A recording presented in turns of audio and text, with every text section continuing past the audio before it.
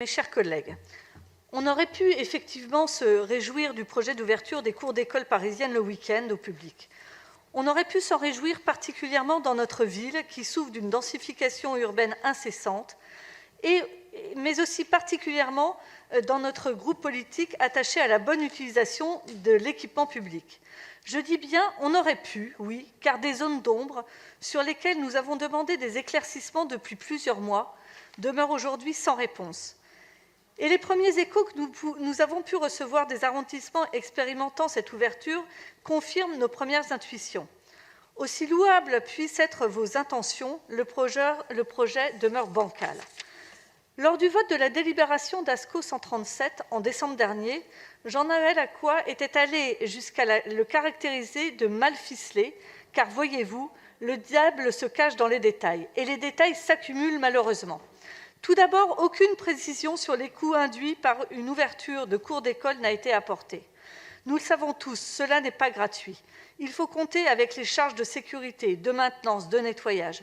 Et le principe de bonne gestion de l'argent public doit nous maintenir attentifs. D'autant que rien n'est non plus précisé concernant la répartition de ces coûts. Quelle n'a pas été notre stupéfaction quand nous avons appris que certaines factures sur la période d'expérimentation avaient été adressées aux mairies d'arrondissement. Par ailleurs, la question de la sécurité ne peut être traitée à la légère, comme il avait pu être laissé entendre par votre majorité au mois de décembre. Nos écoles ne sont pas n'importe quel équipement public. Elles sont un lieu privilégié, protégé, où peuvent s'épanouir nos enfants. Elles sont aussi un lieu menacé dans le contexte terroriste que nous connaissons et en répondant à un certain nombre de mesures comme celle de Vigipirate.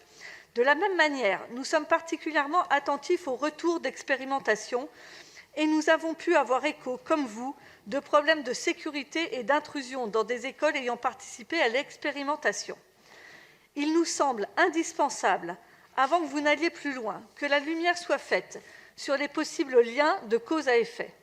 Nous resterons vigilants à ce que nos écoles demeurent des lieux sécurisés qui puissent répondre avant toute chose à leur vocation première, c'est-à-dire un lieu d'éducation et d'enseignement au service des petits Parisiens. Enfin, le contexte sanitaire que nous connaissons vient rappeler, s'il en était besoin, l'importance de la question de la propreté. Si l'expérimentation a pu fonctionner sur la sous-traitance, qu'en sera-t-il de la généralisation de ce dispositif ?